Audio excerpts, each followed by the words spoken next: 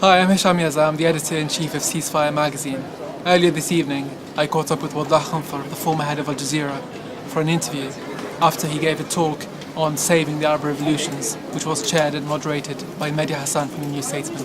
I hope you enjoy it. You know, the issue that I think is very relevant to our current reality in the Arab world is how to transcend the discussion and debate that we have through the revolution or during the revolution into something that might be helpful for political groups, traditional movements, and even governments after the revolution.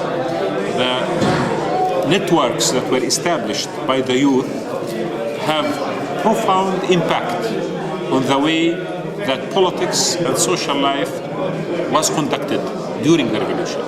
To give you an example, the Yemeni society is very tribal.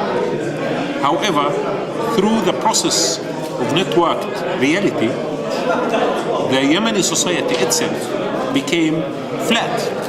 So you will see chiefs of tribes and you will see tribesmen in Al-Jazeera Square with youth, with other groups of the public working together without any barrier. Not only that, you will see them chanting slogans after a woman or a lady, which is not easy to see in a society like that. In Al-Tahrir Square, 1 month or 25 days before the revolution, you had a huge crisis emerging between the Muslims and the Copts after the explosion that happened in Alexandria. However, in Al-Tahrir Square, you will find Muslims praying on Friday and the Christians protecting them. And you will see on Sunday Muslims doing the same for the Christians. So the idea is the networked reality in the Arab world created magnificent culture of tolerance and redefined the boundaries within the society and made it much more wide to an extent that included everyone. We would like that to be extended to another circle, which is the circle of institutionalized political groups and parties. They must redefine their ideological rhetoric. They must redefine their structural forms and hierarchy, and they must become much more flexible to include others in the society. And in fact, that might continue. We need another issue as well. We need some political consensus. During the last few decades, we did not have the chance to talk to each other. Islamists have their own tools and institutions, and they have their own rhetoric. You know, secularists the same, Pan-Arab nationalists, the leftists the same. We never had the chance to sit together and to develop, some kind of consensus on values. Okay, on implementation, people have to disagree. But what about overarching values and principles for the society and for public interest? In London, for example, or in Britain, when new elections take place and the Labour Party takes over from the Conservative Party, London does not change the principle, the core interest of the state. Parties compete amongst themselves to achieve the best interest, but not to replace it. Arab world, the new arrival, the new political groups that are arriving to power should understand that they first should come up to consensus on what exactly the issues of political interest and identity of the state should look like. And then they can actually develop stable democracy. In order to do so, we launched 2 days ago a Sharq Forum, or the Sharq Forum in Tunisia. And the idea of the Sharq Forum is to become a platform for various political groups and youth networks and even business people and various sectors of the society to develop consensus on the principles and values of democracy, and at the same time to exchange thoughts and ideas and to create much more tolerant environment in the Arab world. Not based on the weight, the electoral weight of each party, but based on how good and how great the idea that could be put forward. So it is a forum that will be launched very soon in summer. We'll have our first conference, but it will have many other specialized sub-conferences and forums all over the Arab world. Hopefully, by getting people together, we can again bring the essence and the spirit that at Tahrir Square and the revolution and networks in the Arab world created, and make it available and common amongst elder generations from the political leaders and even from newly elected governments and parliamentary people. You said something very interesting about there's no trust, there's interests. And I thought that was very interesting. And it comes back to a lot of the questions that we receive and that we see around us, especially in the UK, from people who call themselves the anti-war left, for example. And the question is, how can the Arab Spring still be considered a mass movement if it is currently, at least on the surface, being supported by, say, the United States? The assumption is if the United States supports a particular line, then we should automatically think that therefore it cannot be a mass movement, or that there's something to it. We have every reason to believe that the United States did not favor the revolutions at the beginning. They were actually speaking about stability of the Egyptian regime and the Tunisian regime. The French supported Zain al-Abidin bin Ali. But when revolutions did not consult with anyone, and they were not actually supported by anyone. They are grown from within, organically from within the society. But when the Americans and the foreign governments felt that this is a trend that no one can change, they also started, in a way or another, supporting it. But this support was on rhetoric basis and on political basis, was done for the interest of these countries, not the interest of the revolution. Because if it was the interest of the public, they should have done this long time ago, when Zain al-Abidin and Hosni Mubarak were, favored by the West.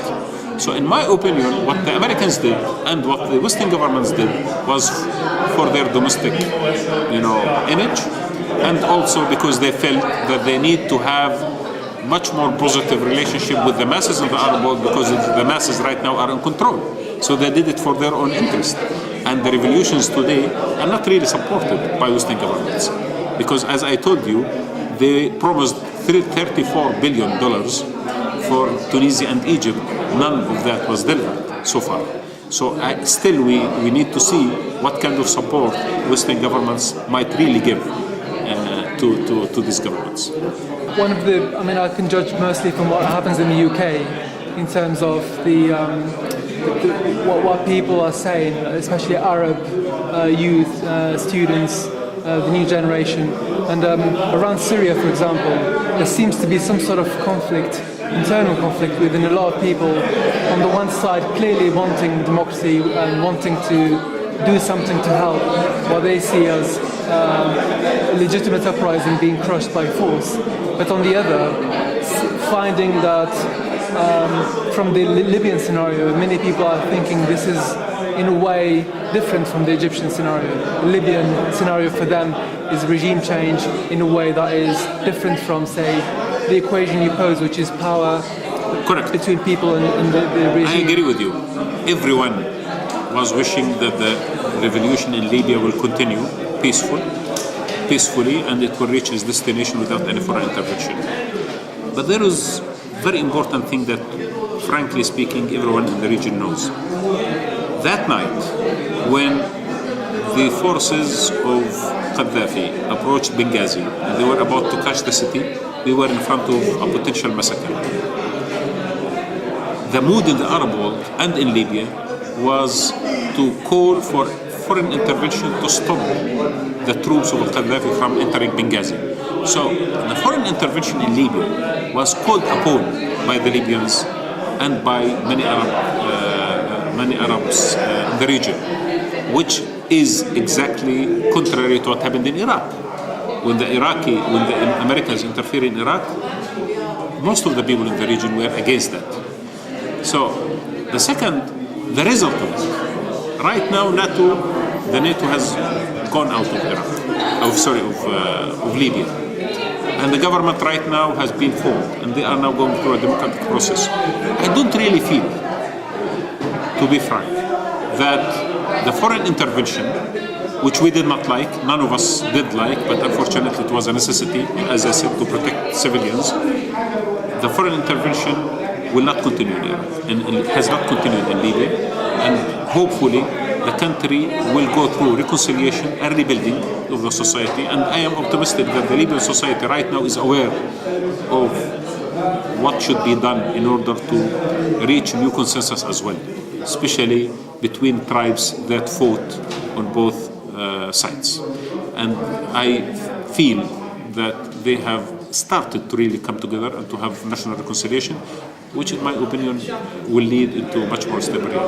In the aftermath of the recent upheavals, especially the Libyan scenario and the Syrian scenario, lots of opinions that used to, or people who used to side with Al-Jazeera and praise it for what it did in Egypt and Tunisia started to shift its sights and then its crosshairs on Al-Jazeera, blaming it for being an agent of imperialism and so on. What would be, if you had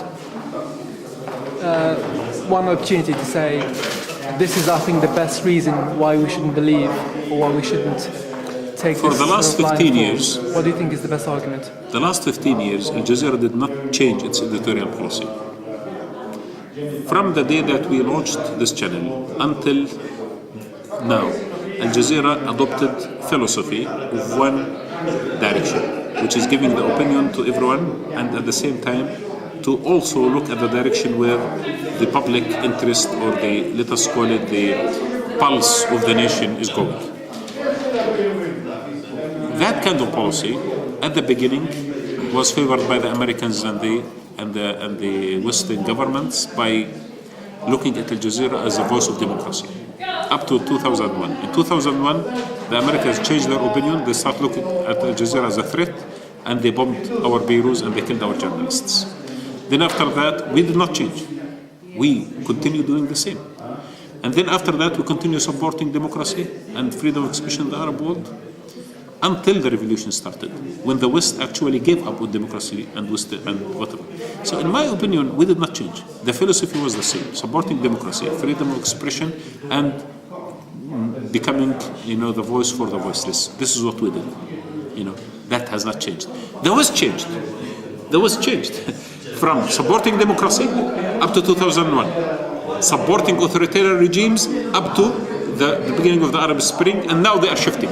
We did not. They did. So we were not the voice of anyone besides the public.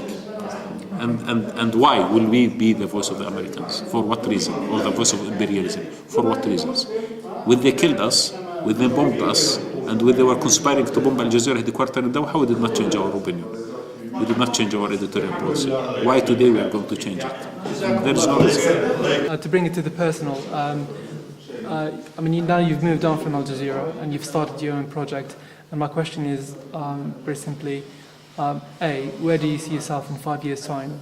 That could be hopefully something you can put in a few words. And second, the aftermath of your leaving Al Jazeera, obviously a lot has been said about why, and there's lots of theories, and you've said a lot yourself.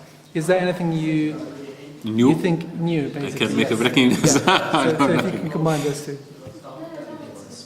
I have decided that 8 years are enough. 8 years are enough to implement your vision, to give the best that you have.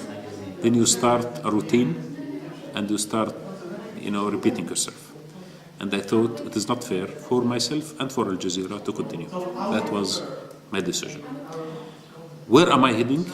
I have started the Sharq Forum. The Sharq Forum, as I told you, is trying actually to help youth in particular, and political groups as well, to go through the transition. And I hope I will stick to that, and I will be trying with my colleagues, of course not alone, with a lot of people, to help. We are establishing a network rather than a hierarchical organization. And hopefully soon, this culture of networks and the culture of public participation will become in the Arab world a phenomena that will go beyond the youth to encompass everything. And I would love to be there. I would love as well to develop media, which is, I call it now, people's media. Media that takes the essence of participation and interactivity and build on social networking and genuinely put the human being at the center. So this is what I'm going to do. Wadah Khanfar, thank you very much for talking to Ceasefire.